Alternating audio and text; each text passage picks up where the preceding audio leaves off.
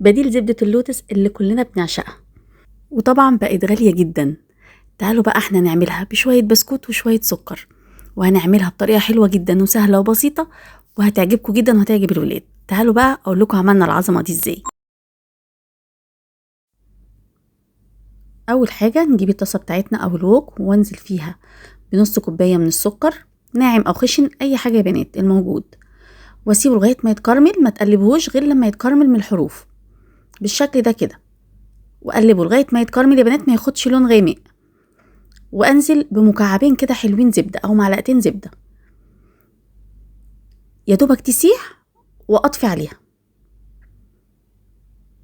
بصوا بالشكل ده يا بنات، ما تسيبوهوش يغمق يا بنات عشان ما يمررش معاكم. وهنا بقى اجيب بقى اي نوع بسكوت بس يكون نوع كويس، واطحنه في الكبة بتاعتي بالشكل ده. اطحنه كويس جدا. دول يا بنات حوالي 400 جرام من البسكوت اهو بالشكل ده. وابتدي انزل بقى كل اللي في الحروف، وانزل عليهم بالكراميل اللي انا عاملاه اهو بالشكل ده كده، واضربه برضو كويس جدا. اخلي البسكوت متغلف كده بالكراميل بالشكل ده كده يا بنات. مفيش اسهل من كده، هتعمليها في 5 دقايق حرفيا. بصوا انا كده خلاص ضربت الكراميل مع البسكوت. انزل بقى بنص معلقة صغيرة من القرفة، وكنت مجهزة كوباية من اللبن، نزلت بحوالي كوباية الا ربع، واضربها كويس جدا.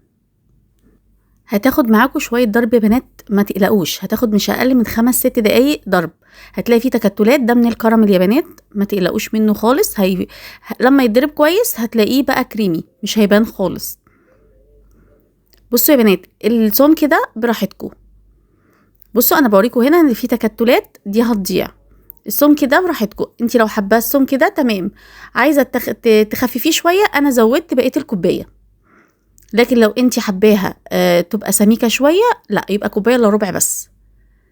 ضربتهم بقى كويس قوي، مش اقل من 5-6 دقايق زي ما قلت لكم، بقى بالشكل بقى الكريمي ده. تحفه تحفه يا بنات. شايفين شكله عامل ازاي؟ وطعمه خطير، عجب الولاد جدا. بصوا القوام بتاعه. الصوم كده احنا بنقدر نتحكم فيه باللبن يا بنات. شايفين شكله؟ شايفين القوام بتاعه وجماله؟ بجد يا بنات احلى زبدة لوتس هتاكليها، تحفة. وما فيهاش اي مكونات غريبة، هما شوية بسكوت وشوية سكر، وهتعملي احلى زبدة لوتس. طعمها كان خطير. بس اهم حاجة يا بنات نوع البسكوت يكون حلو، عشان خاطر يديك الطعم بتاع اللوتس. انا بحب بسكوت اولكر فاستخدمته. انتوا اللي تحبوه اعملوه. وكده يبقى الفيديو بتاعنا خلص، ويا رب يكون عجبكم، وبألف هنا.